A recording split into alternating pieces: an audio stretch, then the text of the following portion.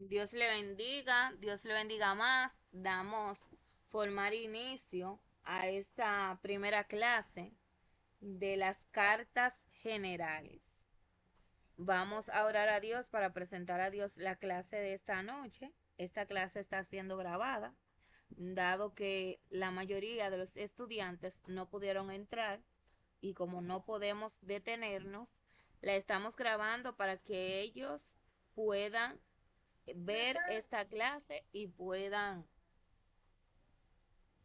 participar para la próxima semana.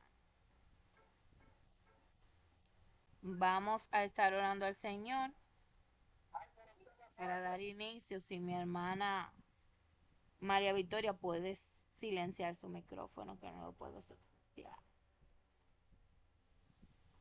Yo por aquí no se lo puedo silenciar, pero si ella es tan amable de silenciarlo, se lo agradecería.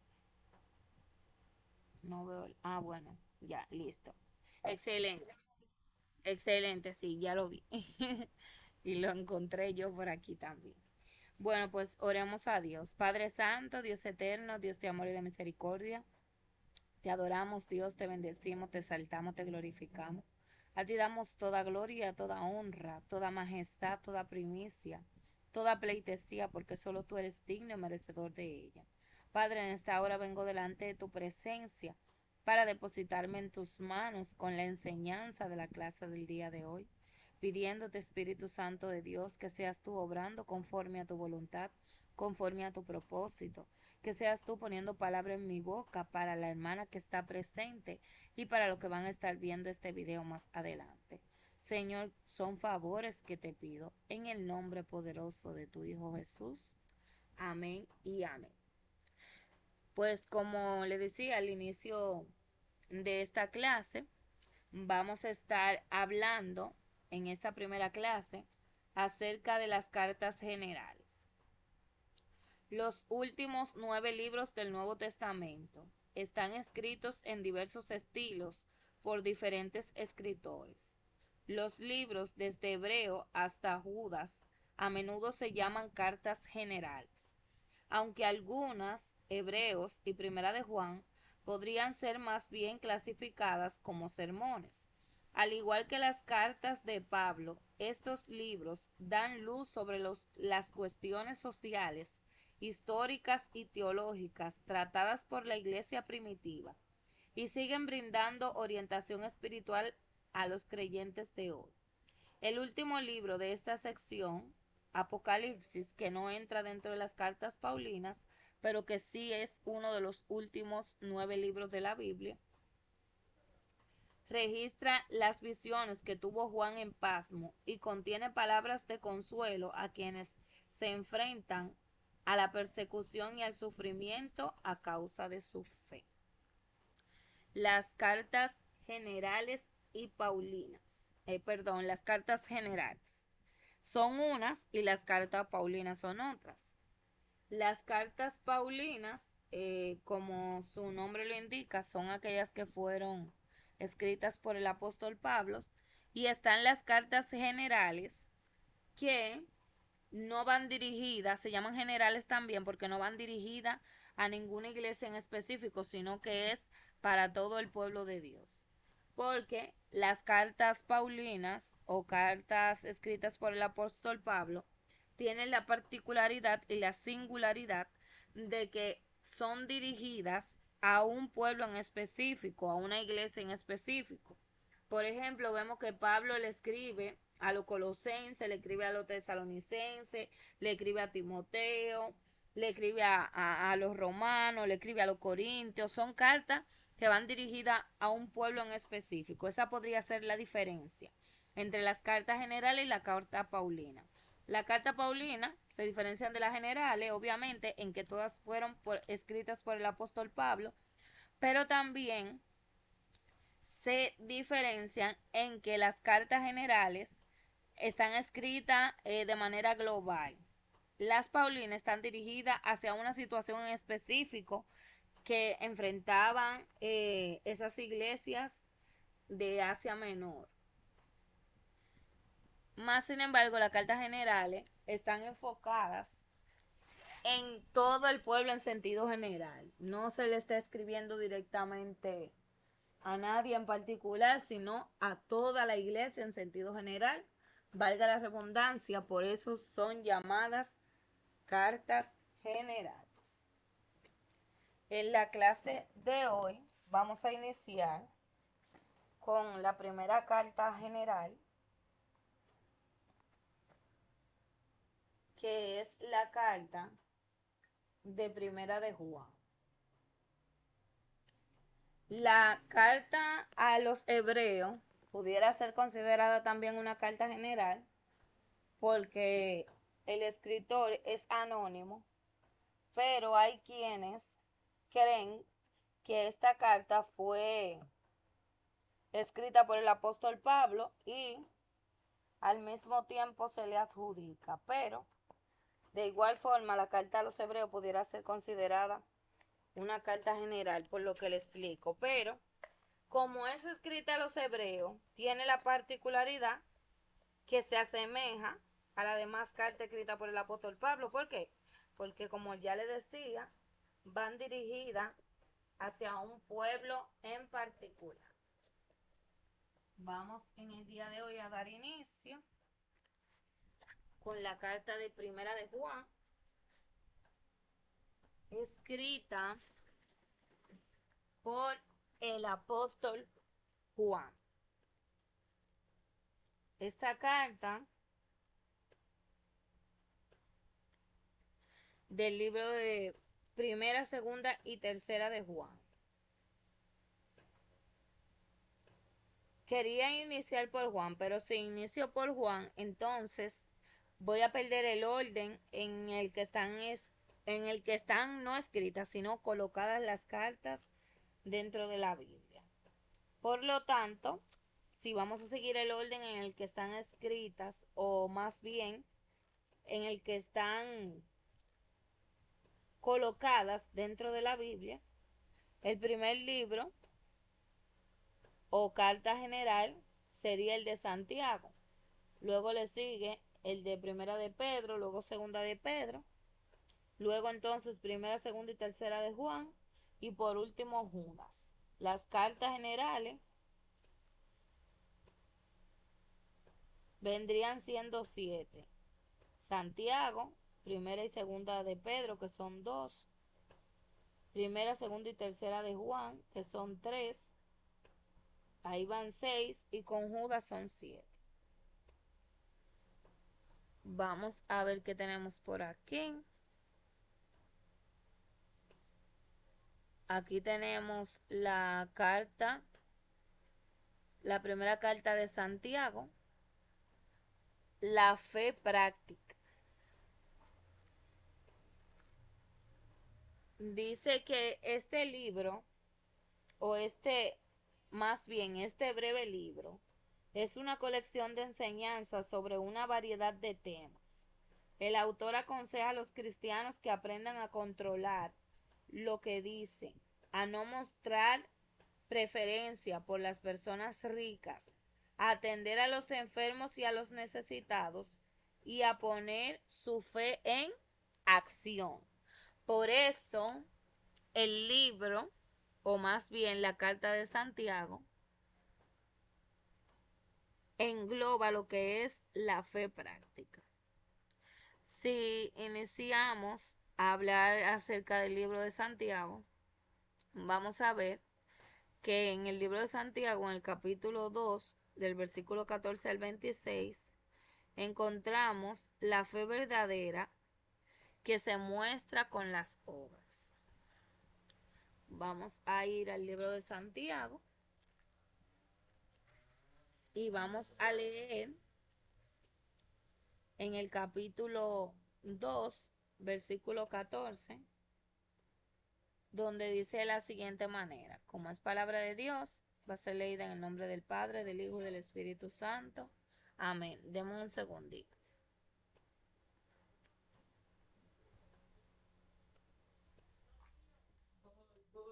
Que te dan una clase virtual, te dan una clase virtual, una clase grande.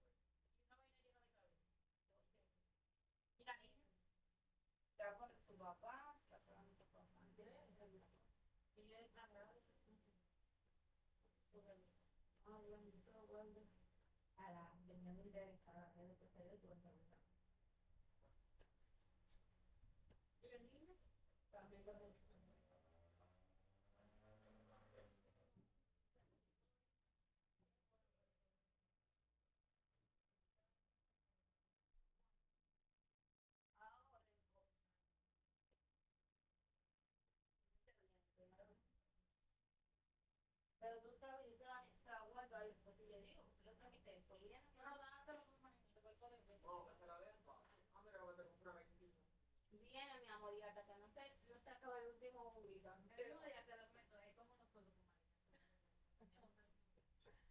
Pues bien, sí, mi tía, eso fue una oportunidad que yo tuve.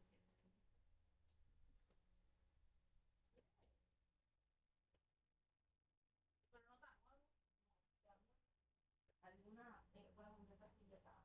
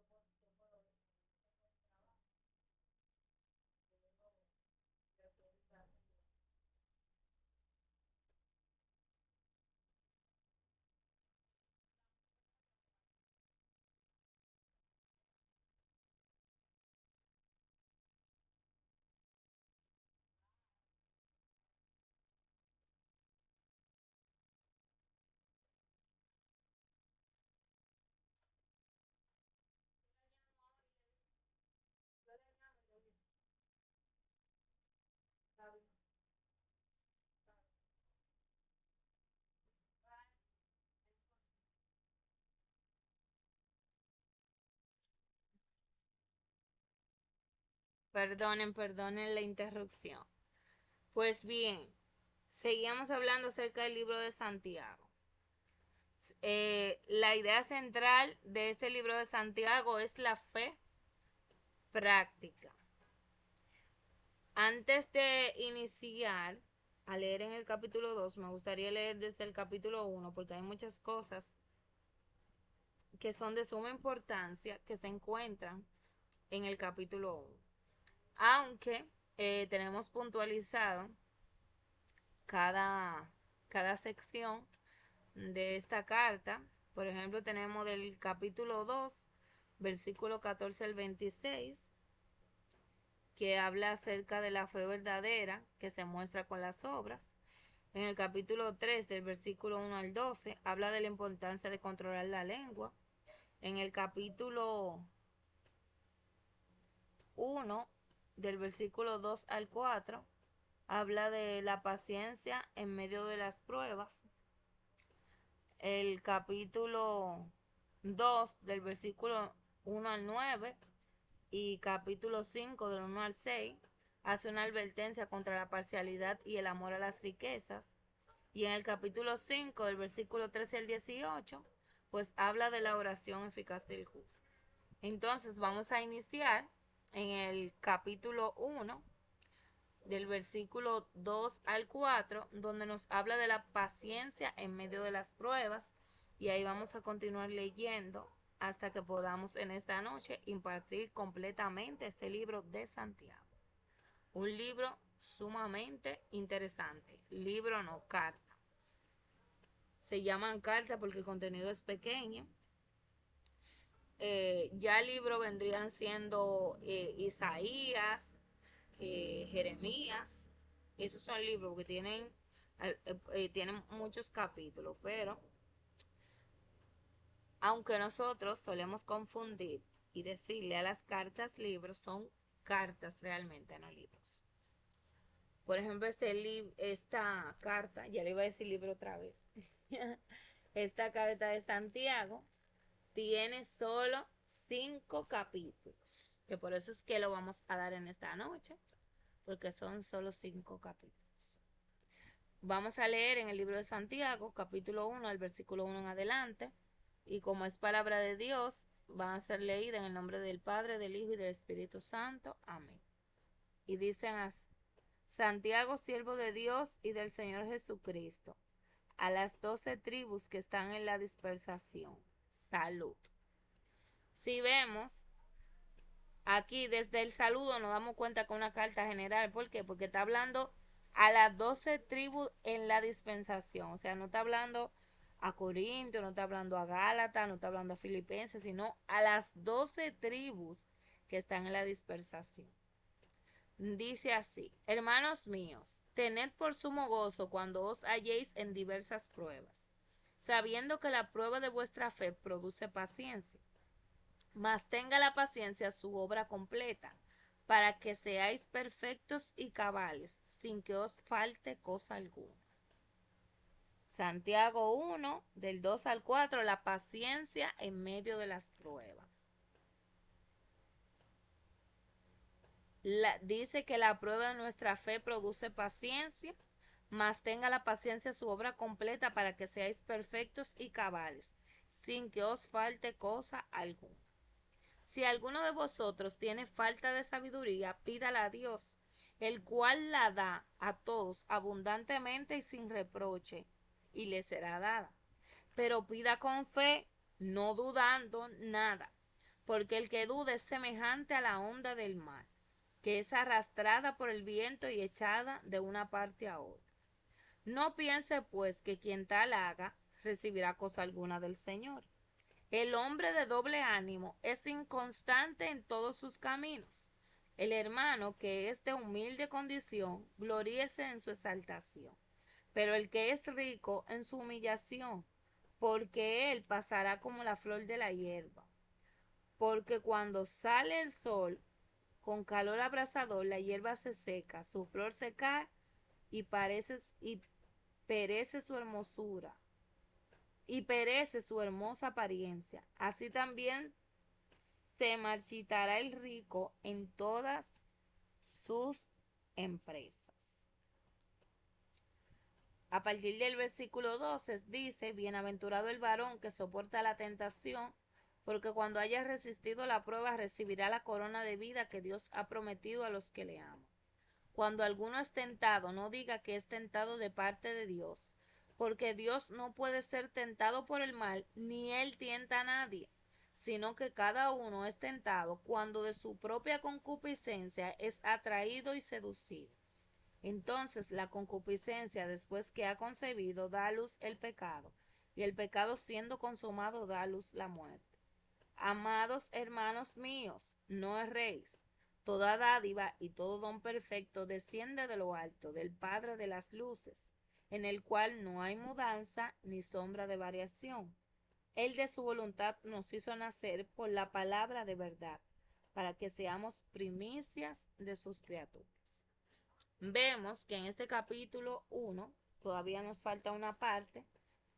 A partir del versículo 19 dice: hacedores de la palabra.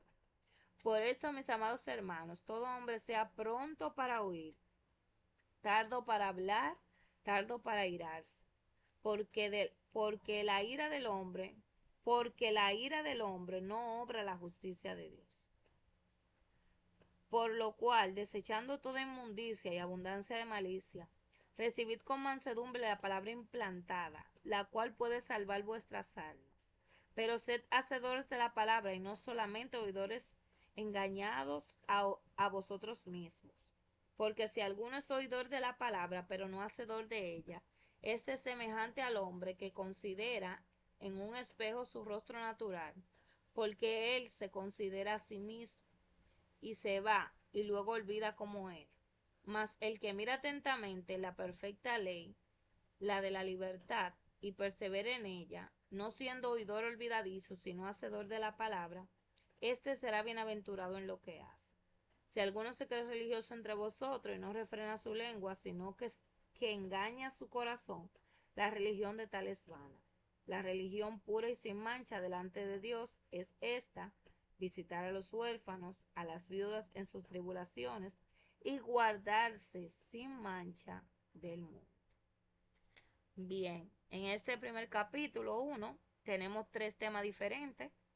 El primer tema habla acerca de la sabiduría que viene de Dios, y dentro de esta sabiduría es donde nos habla de la paciencia en medio de las pruebas, que es de los versículos 2 al 4. A partir del versículo 12 nos habla acerca de soportar la prueba y entender, hermano, que son cosas distintas, la prueba y la tentación. La prueba viene de Dios, la tentación viene del mal.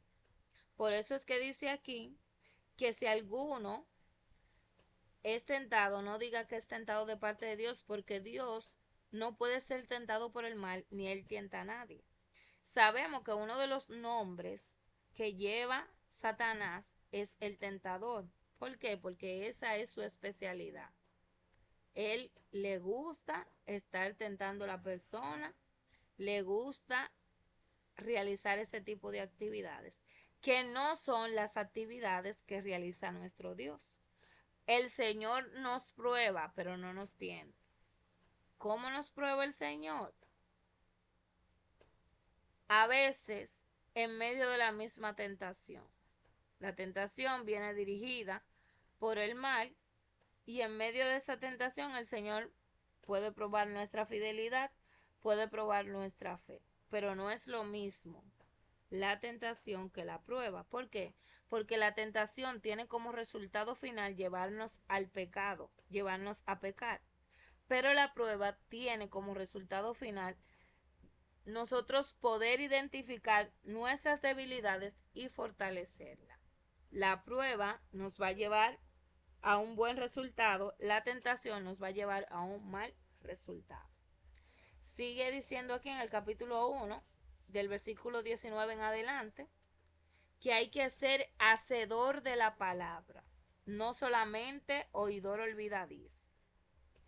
Porque el que escucha la palabra pero no la pone en práctica, no la guarda, no la vive, se constituye un oidor olvidadizo y se engaña a sí mismo. Sabemos que la palabra de Dios dice que no nos engañemos, que Dios no puede ser burlado y que todo lo que el hombre sembrare, eso también segará. Por eso nosotros no podemos ser oidores olvidadizos, sino hacedores de la palabra. Y nos da un consejo clave, nos dice que el hombre debe ser pronto para oír, pero tardo para hablar y tardo para irarse.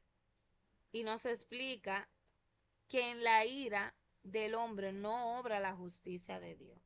Cada vez, hermano, mire, que yo me airo, siempre me llega este versículo 20, capítulo 1, versículo 20 de Santiago. Y me digo a mí misma, recuerda que en la ira del hombre no mora la justicia de Dios.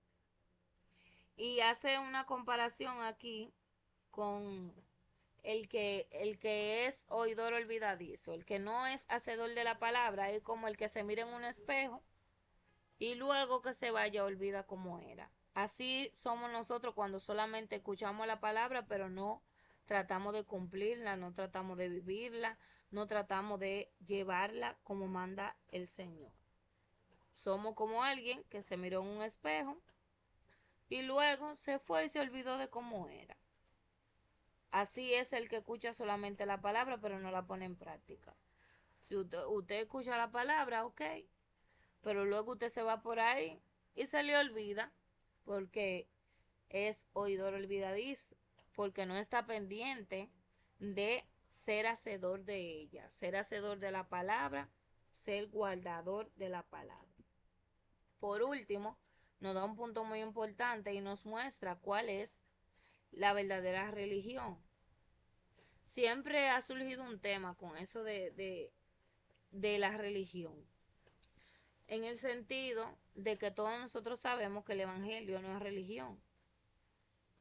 Pero aquí Santiago nos habla y le hace un llamado a los que se creen religiosos, a los que se creen fieles seguidores, firmes, eh, guardadores, ¿verdad?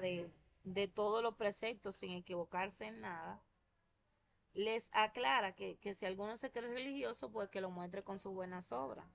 Si usted realmente es seguidor de Cristo y tiene a Dios en su corazón, pues usted tiene que demostrarlo a través de su conducta, a través de su carácter.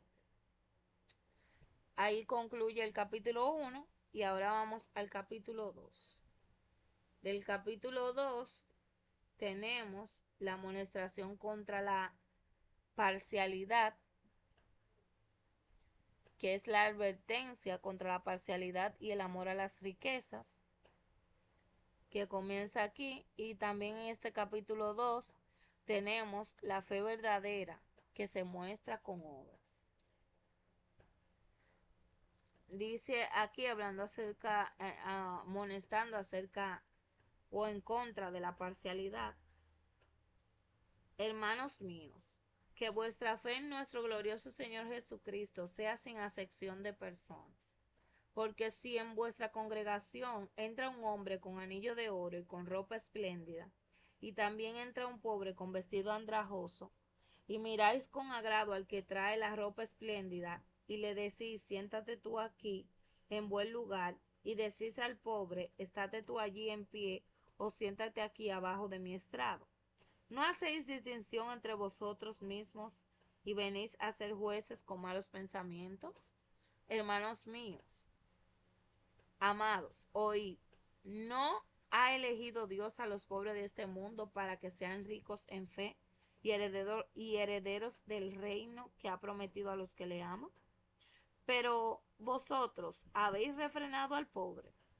¿No os oprimen los ricos y no son ellos los mismos que os arrastran a los tribunales? ¿No blasfeman ellos el buen nombre que fue invocado sobre vosotros? Sí, en verdad cumplís la ley real conforme a la escritura. Amarás a tu prójimo como a ti mismo, bien hacéis. Pero si hacéis acepción de persona, cometéis pecado, y quedáis convictos por la ley como transgresores. Porque cualquiera que guardare toda la ley, pero ofendiera en un punto, se hace culpable de todo. Porque el que dijo, no cometerás adulterio, también ha dicho, no matarás. Ahora bien, si no cometes adulterio, pero matas, ya te has hecho transgresor de la ley. Así habla y así hace, como los que habéis de ser juzgados por la ley de la libertad. Porque juicio sin misericordia se hará con aquel que no hiciere misericordia, y la misericordia triunfa sobre el juicio. Más que claro, diría yo. A partir del versículo 14 dice, habla acerca de la fe sin obra, que es muerta, y nos dice, hermanos míos, ¿de qué aprovecha si alguno dice que tiene fe y no tiene obra? ¿Podrá podrá la fe salvarte? Y si un hermano o una hermana están desnudos y tienen necesidad del mantenimiento de cada día, y alguno de vosotros le dice, y en paz, calentaos y saciaos, pero no le dais las cosas que son necesarias para el cuerpo, ¿de qué aprovecha? Así también la fe, si no tiene obra, es muerta en sí misma. Pero alguno dirá, tú tienes fe y yo tengo obras. Muéstrame tu fe sin tus obras y yo te mostraré mi fe por medio de mis obras. ¿Tú crees que Dios es uno? Bien haces. También los demonios creen y tiemblan. Mas, ¿quieres saber, hombre vano, que la fe sin obra es muerta? ¿No fue justificado por las obras Abraham vuestro padre cuando ofreció a su hijo Isaac sobre el altar? ¿No ves que la fe actuó juntamente con las obras y que la fe se perfeccionó por las obras? Y se cumplió la escritura que dice, Abraham creyó a Dios y le fue contado por justicia, y fue llamado amigo de Dios. Vosotros veis, pues, que el hombre es justificado por las obras y no solamente por la fe. Así también Rahab la ramera, no fue justificada por las obras cuando recibió a los mensajeros y los envió por otro camino. Porque como el cuerpo sin espíritu está muerto, así también la fe sin obra está muerta. Tremenda lección nos da Santiago en estos versículos del capítulo 2, hablando acerca de que necesariamente nuestra fe tiene que mostrar hechos, hermanos, tiene que mostrar obra. Dice que como el cuerpo sin espíritu, así también es la fe sin obra. Y nos dio ejemplo de que hubieron hombres y mujeres que fueron salvos porque mostraron obras. Nosotros los evangélicos solemos quedarnos pequeños en este sentido. Y es muy fuerte lo que habla aquí a partir del versículo 14, porque ciertamente, hermano, como si usted ve un hermano que tiene necesidad del mantenimiento de cada día, usted le va a dar nada más la palabra, usted le va a decir, vete en paz, el Señor te provea, cuando usted tiene consigo de qué proveer a ese hermano o a esa hermana. Ciertamente hay que mostrar nuestra fe por medio de nuestras obras, porque no es posible, hermano, que usted vea a un hermano suyo de la fe, que dice la palabra de Dios que primero son los de la familia de la fe, ni siquiera lo de la familia de sangre, primero lo de la familia de la fe.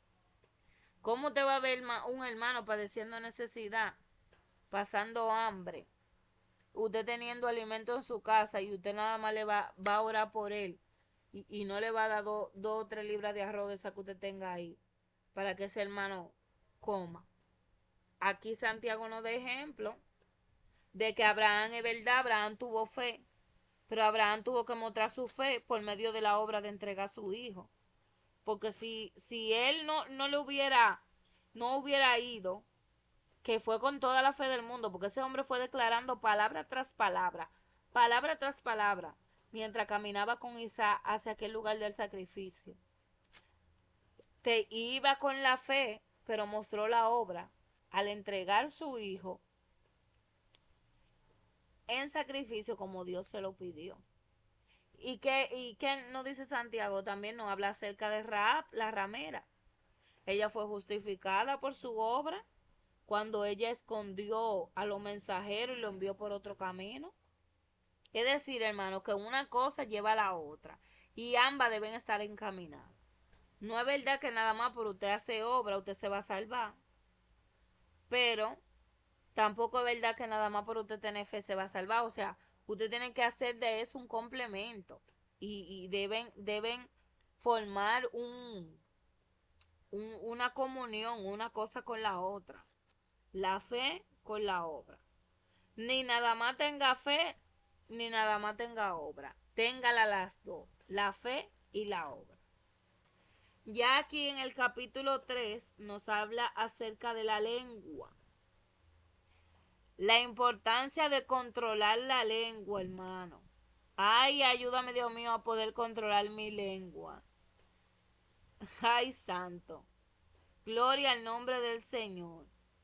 Dice aquí, hermanos míos, no os hagáis maestros muchos de vosotros, sabiendo que recibiremos mayor condenación. Porque todos ofendemos muchas veces. Si alguno no ofende en palabra, este es varón perfecto, capaz también de refrenar todo el cuerpo. He aquí, nosotros ponemos freno en la boca de los caballos para que nos obedezcan, y dirigimos así todo su cuerpo. Mirad también las naves, aunque tan grandes y llevadas de impetuosos vientos, son gobernadas con un muy pequeño timón por donde el que lo gobierna quiere. Así también la lengua es un miembro pequeño, pero se jacta de grandes cosas. He aquí cuán grande bosque enciende un pequeño fuego. Y la lengua es un fuego, un mundo de maldad. La lengua está puesta entre nuestros miembros y contamina todo el cuerpo. ¿Por qué dirá Santiago que la lengua contamina todo el cuerpo? Porque el Señor Jesús, hablando, le dijo a sus discípulos y a los fariseos que criticaban a los discípulos porque comían con la mano sin lavar, le dijo, no lo que entra por la boca es lo que contamina al hombre, sino lo que sale de ella. ¿Y por dónde que sale? Lo que sale de la boca, por medio del movimiento de la lengua. Dice, la lengua está puesta entre nuestros miembros y contamina todo el cuerpo. ¿Por qué lo contamina? Porque no es lo que entra lo que nos contamina a nosotros, sino lo que sale. Porque lo que sale de nosotros, del corazón sale. Dice la palabra de Dios que de la abundancia del corazón habla la boca. De lo que usted hable, de lo que usted comparta, de los temas que para usted sean de mayor interés, hablar con los demás, de eso está lleno su corazón. No lo digo yo, lo dice la palabra del Señor. La lengua está puesta entre nuestros miembros y contamina todo el cuerpo e inflama la rueda de la creación y ella misma es inflamada por el infierno. Escucha, hermano. Bueno, esto está terrible. La próxima clase, yo me imagino que no van a parar los comentarios con todo este contenido tan importante que estamos mencionando aquí porque lo tenemos que debatir la próxima clase. Porque toda naturaleza de bestia y de aves y de serpiente y de seres del mar se doman y han sido domados por la naturaleza humana. Pero ningún hombre puede domar la lengua, que es un mal que no puede ser refrenado y llena de veneno mortal. Con ella bendecimos a Dios y Padre. Escuche, preste atención. Con ella bendecimos al Dios y Padre, y con ella maldecimos a los hombres que están hechos a la semejanza de Dios. De una misma boca, de una misma boca producen bendición y maldición. Hermanos, esto no debe ser así, nos dice Santiago. ¿Acaso alguna fuente hecha por una misma abertura, agua dulce y agua amarga? Hermanos míos, ¿puede acaso la higuera producir aceitunas o la vid higo? Así también ninguna fuente puede dar agua salada y agua dulce. Esta es una cita que siempre me acuerdo de ella. De una misma fuente no puede salir agua dulce y agua salada. Con la misma boca que bendecimos a Dios no podemos maldecir a los hombres. Siempre me acuerdo de esto antes de proclamar una palabra de maldición contra otro ser humano. Nosotros, hermanos, tenemos que aprender a corregir. Yo no voy de acuerdo con esos cristianos que viven diciendo el hijo del diablo al otro. El diablo no tiene hijo, el diablo no ha parido a nadie. El único que tiene hijo es Dios. Y hay una especie de creyente en medio nuestro que le gusta estarle diciendo hijo del diablo al otro, diciéndole un grupo de palabras feas, hermano. Eso no está bien. Con la misma boca que bendecimos a Dios, no podemos maldecir a los hombres. He visto personas predicando de una manera horrible en el metro, que por la misericordia de Dios me le he acercado y le he dicho, no, no se predica de esa manera. Y me han dicho hasta que yo estoy confabulada con el mundo. Bueno, lo vamos a ver ahora aquí en el capítulo 4. La amistad con el mundo. Si alguno se constituye amigo del mundo, no se constituye enemigo de Dios. Pero usted tiene que predicar con amor, hermano. Porque cuando usted estaba en el mundo, sin fe y sin esperanza, cuando usted besaba muñeco y rezaba Ave María y hacía todo lo incorrecto, usted quiso, ¿verdad?, que se le predicara el evangelio con amor. Usted quiso que las personas, ¿verdad?, le presentaran el evangelio de Cristo con todo el amor del mundo. Entonces, si a usted le presentaron el evangelio de Jesucristo con todo el amor del mundo, también presénteselo a otro con todo el amor del mundo. Dé por gracia lo que por gracia usted ha recibido. Y no maltrate a la otra persona con el habla. Eso es muy feo, hermano. Usted le está diciéndole de que hijo del diablo a una gente. El diablo no tiene hijo. Con la misma boca que nosotros bendecimos a Dios, no podemos maldecir a los hombres. Acuérdese que usted y yo somos de bendición. Eso fue lo que le dijo el Señor a Abraham. En ti serán benditas todas las naciones de la tierra. Al que tú bendigas será bendito y al que tú maldigas será maldito. Procuremos bien decir, que es bendecir, y dejemos de estar maldiciendo, dejemos aunque yo creo que un cristiano no puede maldecir, pero dejemos de usar esas expresiones feas en contra de nuestro prójimo. Llevemos el amor, que dice la palabra de Dios, que lo que va a permanecer sobre todas las cosas es el amor. Prediquemos con amor. Recordémonos cuando nosotros no éramos cristianos, cuando nosotros no teníamos a Cristo en nuestro corazón. Recordémonos cómo éramos nosotros y cómo quisimos que se nos presentara el Evangelio con amor. Y así como nosotros se nos presentó el Evangelio con amor, pues démosle amor a los demás. Hay que ser muy empático en este mundo en el que vivimos. Y tenemos que dar amor, hermano, porque el mundo está muy sediento, muy necesitado de amor. Aquí ya para concluir el capítulo 3, habla acerca de la sabiduría que viene de lo alto. ¿Quién es sabio y entendido entre vosotros? Muéstrelo por la buena conducta de sus obras, en sabia mansedumbre. Pero si tenéis celos amargos y contención en vuestro corazón, no os atéis ni mintáis contra la verdad, porque esa sabiduría no es la que desciende de lo alto, sino terrenal, animal diabólica. Porque donde hay celos y contención, allí hay perturbación y toda obra perversa. Pero la sabiduría que es de lo alto es primeramente pura, después pacífica, amable, benigna, llena de misericordia y de buenos frutos, sin incertidumbre ni hipocresía. Y el fruto de justicia se siembra en paz para aquellos que hacen la paz. Ninguna persona que diga que es súper sabia y sea egocéntrica y, y, y perturbadora y muestre acciones que no van conforme a la palabra, puede decir que tiene una sabiduría que desciende de lo alto. Una persona que es sabia en el Señor lo va a mostrar a través de su benignidad, a través de esa paciencia maravillosa, de esa misericordia y de los buenos frutos.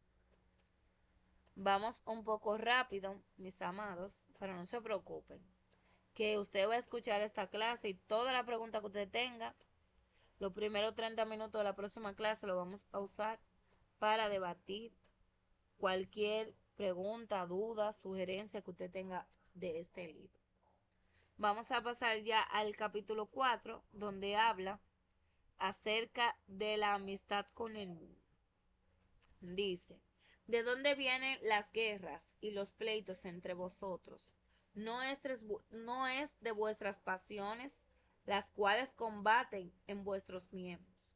Codiciáis y no tenéis, matáis y ardéis de envidia y no podéis alcanzar. Combatís y lucháis, pero no tenéis lo que deseáis porque no pedís. Pedís y no recibís porque pedís mal para gastar en vuestros deleites. Oh almas adúlteras, ¿no sabéis que la amistad del mundo es enemistad contra Dios? Cualquiera, pues, que quiera ser amigo del mundo, se constituye enemigo de Dios. ¿O pensáis que la Escritura dice en vano, el Espíritu que Él ha hecho morar en nosotros nos anhela celosamente? Pero Él da mayor gracia, por esto dice, resiste a los soberbios y da gracia a los humildes. Someteos pues a Dios, resistid al diablo y huirá de vosotros. Acercaos a Dios y Él se acercará a vosotros. Pecadores, limpiad las manos, y vosotros, los de doble ánimo, purificáis vuestros corazones. Afligíos y lamentad y llorad. Vuestra risa se convertirá en lloro y vuestro gozo en tristeza. Humillaos delante del Señor y Él os exaltará. Está más que claro ahí. Si hay alguna pregunta para la próxima clase, la pueden realizar. Aquí en el versículo 11, habla acerca de juzgando al hermano. Hermano, no murmuréis los unos a los otros. El que murmura del hermano y juzga a su hermano, murmura de la ley y juzga la ley. Pero si tú juzgas la ley, no eres hacedor de la ley, sino juez. Uno solo es el dador de la ley que puede salvar y perder. Pero tú, ¿quién eres para juzgar a otro? Sumamente importante. Y esos versículos que están ahí de juzgar al hermano, si usted quiere se puede ir al libro de Mateo capítulo 7, donde nos habla la palabra de Dios acerca de eso mismo, del juzgar, el juzgar a los demás. Hermano, dejémosle el juicio a Dios. Procuremos nosotros andar en santa y piadosa manera de vivir. No juzguéis para que no seáis juzgados, dice Mateo 7, porque con la misma vara que usted mida, con esa misma lo van a medir. Procuremos llevar el amor, la paz a los demás y dejémosle el juicio a Dios. Si usted puede sabiamente darle un consejo a algún hermano, usted se lo da en sabiduría y en amor. Pero no se ponga a estar murmurando en contra de su hermano, no se ponga a estar juzgando a nadie. Porque así mismo como usted se pone a juzgar a otro, así mismo lo van a juzgar a usted. No gloriéis del día de mañana. Esta cita, estos versículos que vienen a continuación me encantan. Y me gusta mucho leerlo en ocasiones donde hay personas fallecidas para traer a la memoria de los que están presentes y sí viven. Que no debemos de gloriarnos, como dice la palabra del día de mañana. Cada día tiene su propio afán y hoy estamos aquí, pero mañana no sabemos dónde vamos a estar. Dice, vamos ahora a lo que decís hoy y mañana iremos a tal ciudad y estaremos allá un año y traficaremos y ganaremos, cuando no sabéis lo que será mañana. Porque ¿qué es vuestra vida? Ciertamente es neblina que se aparece por un poco de tiempo y luego se desvanece. En lugar de lo cual deberíais decir, si el Señor quiere, viviremos y haremos esto o aquello. Pero ahora os jactáis en vuestra soberbia, toda jactancia semejante es mala. Y al que sabe hacer lo bueno y no lo hace, le es pecado. Si el Señor quiere, haremos esto o aquello. Yo siempre que leo esta cita bíblica hago referencia a que la vida del ser humano es como una vela encendida.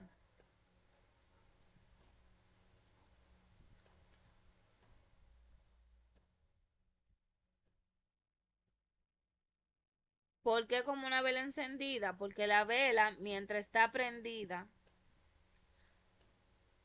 con el tiempo se va desgastando. Y así mismo el ser humano, con el tiempo nos vamos desgastando, vamos perdiendo fuerza, nos vamos poniendo pequeños. Pero cualquier brisita no puede apagar. La gente se muere por cualquier cosa. El ser humano es lo más sensible que existe sobre la tierra. Usted se puede morir hasta de un trompezón que usted se dé, Dios guarde. Usted, de cualquier cosa nos podemos morir, hermano. De una calor fuerte, de una ira grande. De así mismo como la vela se apaga con cualquier brisita, así la vida del ser humano pasa de un momento a otro y sin darnos cuenta muchas veces. Por eso, hermano, es que todo lo que vayamos a hacer tenemos que ponerlo en la santa y bendita mano de Dios. Si el Señor quiere, si viviere, si al Señor le place, haremos esto o aquello, como dice aquí la palabra del Señor.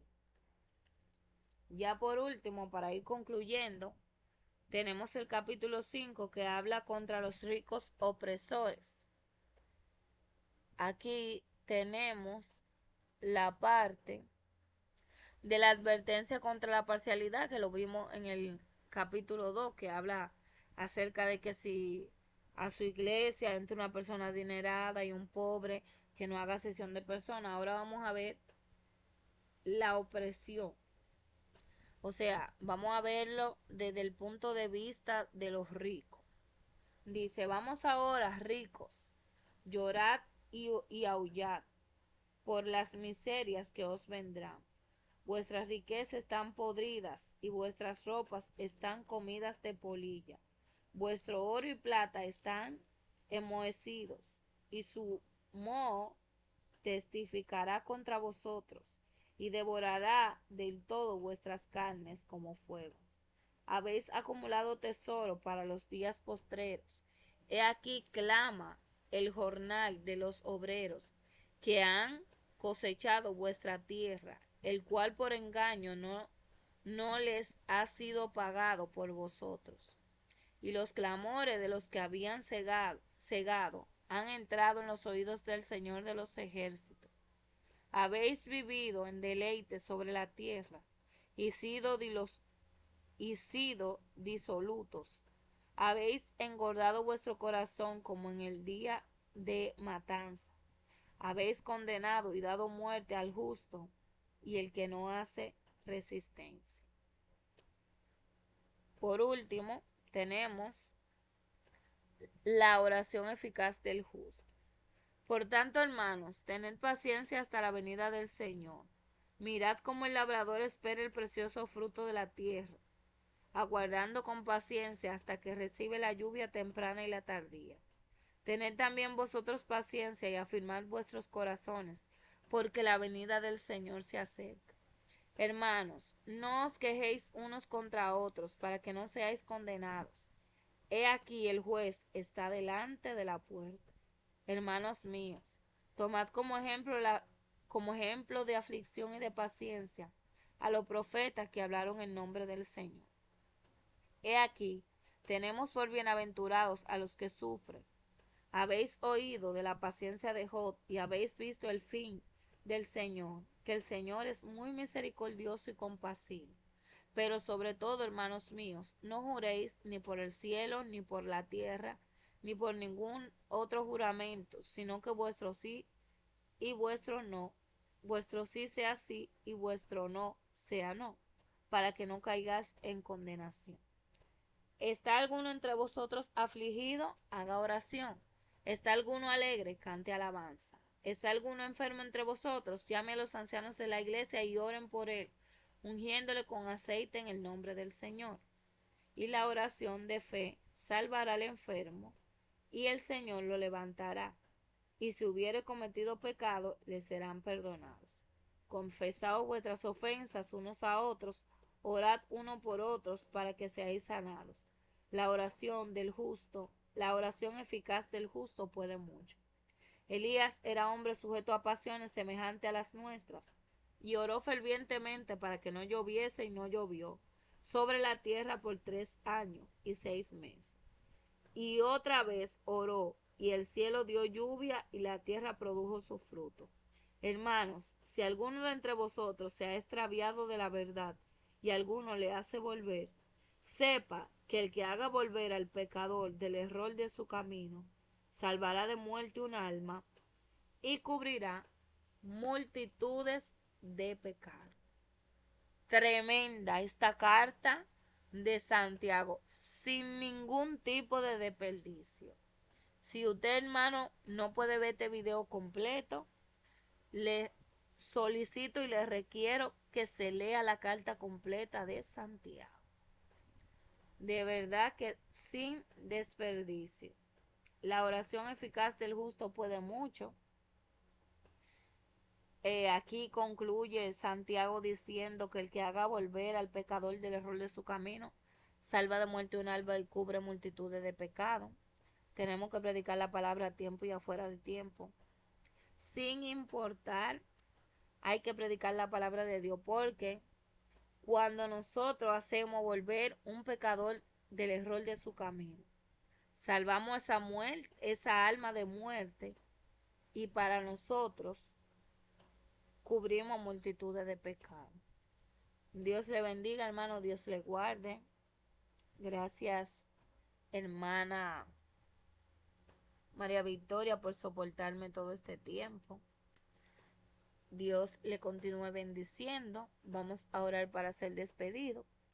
Y para la próxima clase, qué bueno que ha permanecido ahí. ¿Verdad que no hubo desperdicio en esta carta, mi hermano?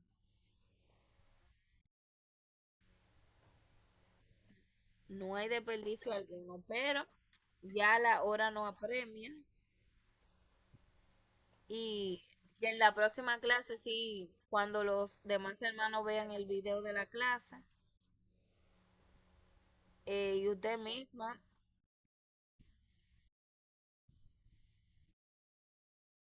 ye- sí, pero usted misma ve el video de nuevo y si le surge alguna preguntita la nota y para la próxima clase la comparte. Oremos a Dios para hacerle pedir.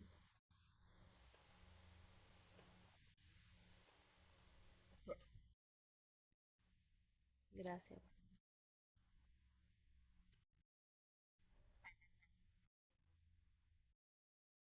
Sí, Señor. Oh, gracias, Maestro. Gracias, Señor. Ay, sí, Señor. Sígueme dotando de conocimiento. Sí, Padre, en el nombre de Jesús. Sí, Señor, en el nombre de Jesús. Amén, mi hermana María Victoria. Buenas noches. Dios le bendiga mucho. Hasta la próxima.